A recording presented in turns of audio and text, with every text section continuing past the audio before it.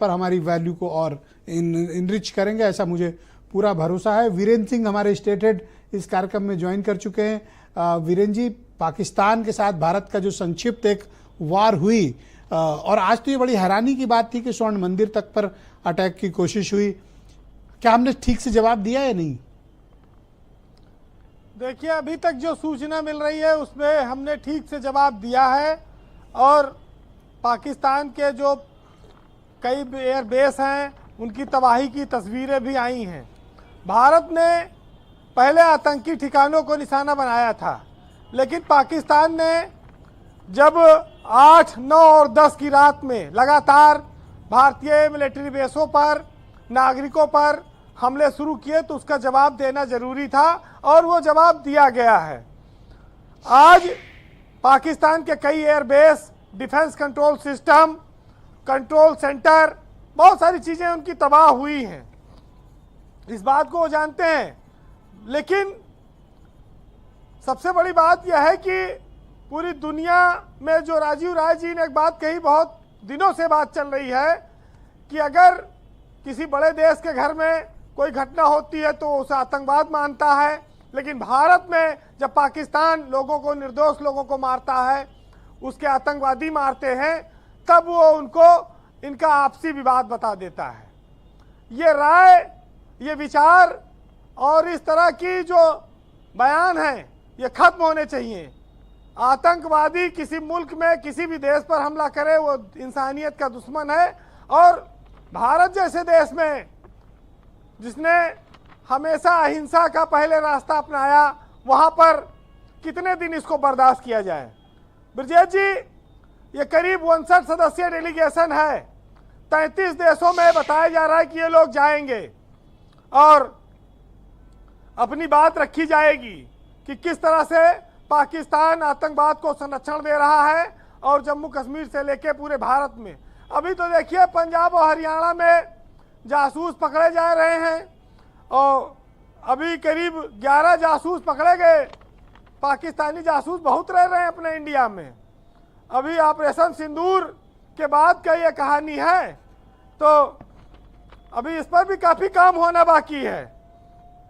लेकिन एक और महत्वपूर्ण बात सामने आनी चाहिए कि तुर्की, अजरबैजान के साथ हम तमाम अपने रिश्ते तोड़ रहे हैं, तमाम व्यापारिक संबंध खत्म कर रहे हैं, लेकिन चाइना के साथ अभी तक वो बात नहीं हुई है।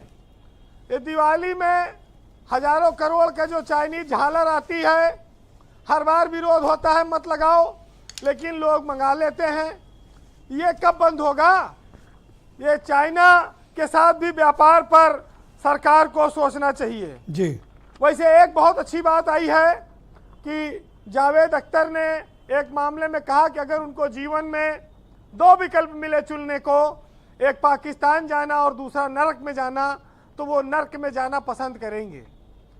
जावेद अख्तर की ये बात भारत के 90% से ज़्यादा मुसलमान मानते होंगे आज की तारीख में, और इसीलिए पाकिस्तान के साथ जो चीज़ें चल रही हैं उसमें पूरे भारत के मुसलमानों और हिंदुओं और सारे धर्मों के लोगों का सपोर्ट है।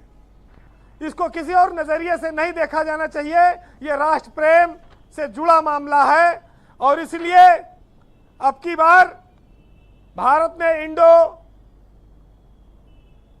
वाटर ट्रीटी, जो खासतौर से चिनाब नदी पर पानी रोका है, सिंधु नदी का जल संधि पर, ये एक बहुत बड़ा महत्वपूर्ण कदम साबित होगा। आने वाले वक्त में पाकिस्तान को इसकी कीमत और पता चलेगी जी। एक और सूचना ये मिली कि जिस अटारी और बाघा बॉर्डर को हम लोग भारत पाकिस्तान पर 26 जनवरी को वहाँ पर मिठाई बांटते देखते थे, सिपाही पैर पटकते देखते थे, ये सब प्रदर्शन हम लोग देते थे, बीटिंग द रिट्रीट, आज वहाँ से अफगानिस्तान के ट्रकों को भारत ने अपने यहाँ आने की अनुमति दी है। बहुत सुंदर बात है। अफगानिस्तान भी हमारा एक पड़ोसी मुल्क है, लेकिन उसने भारत के साथ जो दोस्ती और प्यार निभाया है ये अपने आप में अनोखा है, और कहा जाए तो ये एक चमत्कारिक ढंग से हुआ है, और इसका बहुत स्वागत होना चाहिए। ब्रजेश जी, राजीव राय जी जा रहे हैं और तमाम सांसद जा रहे हैं। मैं इन सब लोगों की सारे देश की राजनीतिक पार्टियों का आज इस मामले में सम्मान करना चाहता हूं कि हम अपने आंतरिक मुद्दों पर चाहे जितने मतभेद रखें, लेकिन राष्ट्र के लिए सारे लोग एकजुट होकर जो देश की आवाज है वो बोलेंगे, ये सबसे बेहतर बात है।